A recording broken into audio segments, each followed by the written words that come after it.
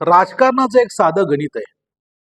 जेव्हा एखाद्या नेत्याला निवडणुकीमध्ये घवघवीत यश मिळतं, तेव्हा त्या यशात नक्कीच त्याच्या कार्यकर्त्यांचा सिंहाचा वाटा असतो. पण तुम्हाला मी आज नवा चमत्कार दाखवतोय, सांगतोय. ज्या काँग्रेस पक्षाला ग्रामीण भागात सोलापूरमध्ये बूथवर एक साधा कार्यकर्ताही मिळत नव्हता, दिसला नव्हता मतदान केंद्रावर, त्या ग्रामीण भागात या काँग्रेसला तब्बल एक नव्हे दोन नव्हे 1 लाखाचं लीड मिळालंय. किती मोठा हा चमत्कार होय मंडळी.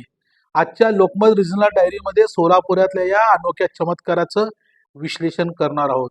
आणि हे चमत्कार जे घडलंय हे आहे प्रणिती शिंदे यांच्या बाबतीत.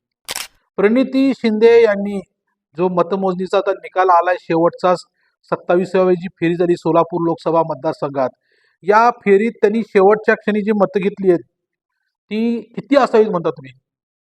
किती असावीत?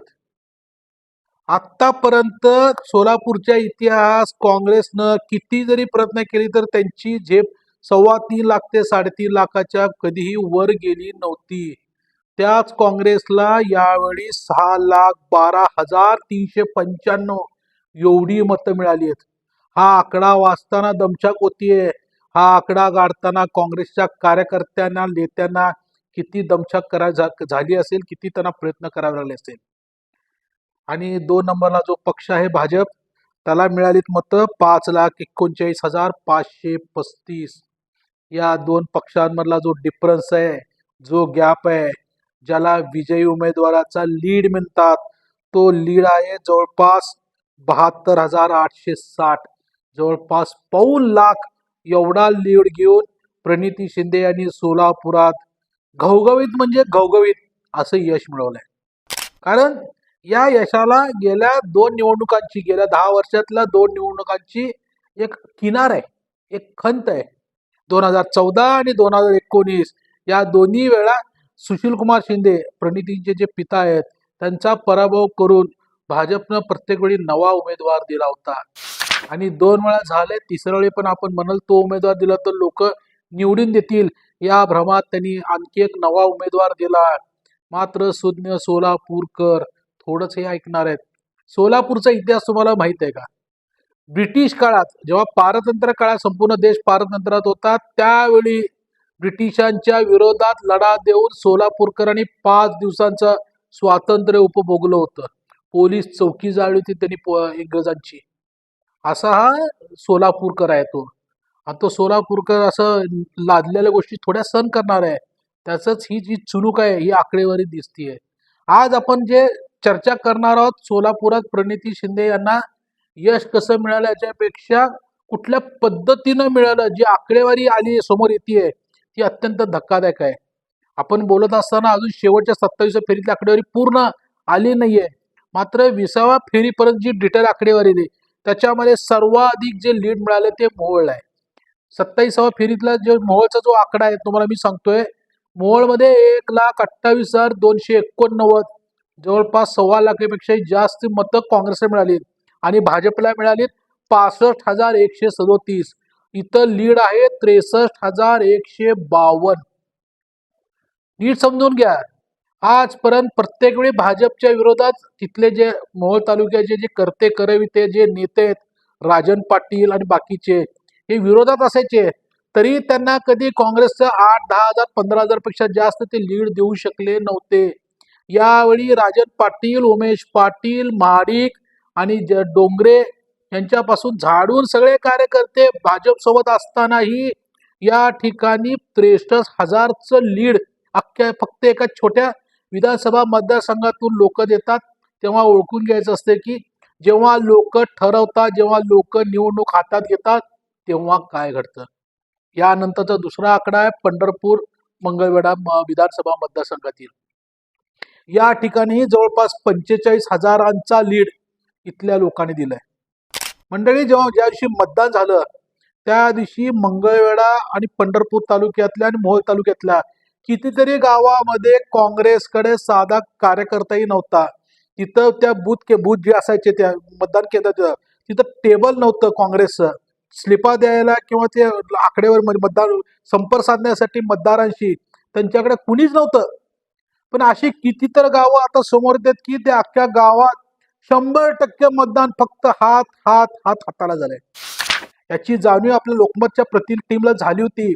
म्हणून 7 तारखेनंतर आपण सातत्याने सांगत होतो की जर हाताला जर इथं यश मिळालं तर सगळ्यात मोठी जी साथ देणार आहे मोहोळ आणि पंढरपूर हे 2 विधानसभा मतदारसंघ देणार आहे. तेव्हा आपण गृहीत धरलं होतं 35 आणि 30 65 ते 70,000 पर्यंत लीड मिळू शकतं. हा आकडा जेव्हा लोकमतनं सांगितला तेव्हा भाजपच्या कार्यकर्त्यांनाच काय सर्वसामान्य पब्लिकला सुद्धा खरं वाटलं नव्हतं. हे एवढं कुठं लीड असतं का? राजन पाटील असताना पण कधी आम्ही एवढं मिळालं नव्हतं असं ते म्हणत होते. पण ते आज सत्य झाले. लोकमत जे पहिल्या दिवसापासून जे सांगत होतं की एक लाट आली आहे सुप्त भाजपच्या विरोधात, लोकांमध्ये प्रचंड संतापाचं जी चीड होती ती दिसून होती ती मतदानामध्ये, ती इथं दिसली आहे. बघा इकडं 63,000 आणि इकडं 45,000, जवळपास 1,00,000पेक्षाही जास्त फक्त या 2 आमदारकीच्या मतदारसंघातून दिलं गेलं आहे.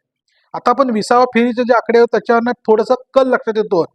मोहोळचं तुम्हाला मी सांगितलं, शहर उत्तरमध्ये 50,000चं 60,000चं लीड देऊ असं जेव्हा भाजपचे नेते सांगत होते तेव्हाही आपण त्यांना ते सांगत होतो, भलेही तुमचं मतदान वाढेल 10,000 तुमचं मतदार वाढलं तरी काँग्रेसकडं वंचितची जी गेल्या वेळची बाळासाहेब आंबेडकरांची जी मतं होती ती वंचितची जी मतं आहेत ती काँग्रेसला मिळाली आहेत. त्यामुळे तुमचं 10,000 वाढलं त्यांचं 40,000 वाढणार आहे. दोघांमधला लीड जो आहे कमी होणार आहे गॅप, हे सांगितलं तेव्हा तेव्हाही ते पटत नव्हतं. मात्र तो आता आकडा समोर आलाय. 20व्या फेरीला शहर उत्तरमध्ये 33,000चं लीड भाजपला मिळालंय. 60,000ची अपेक्षा होती, जवळपास 33,000 मिळाले.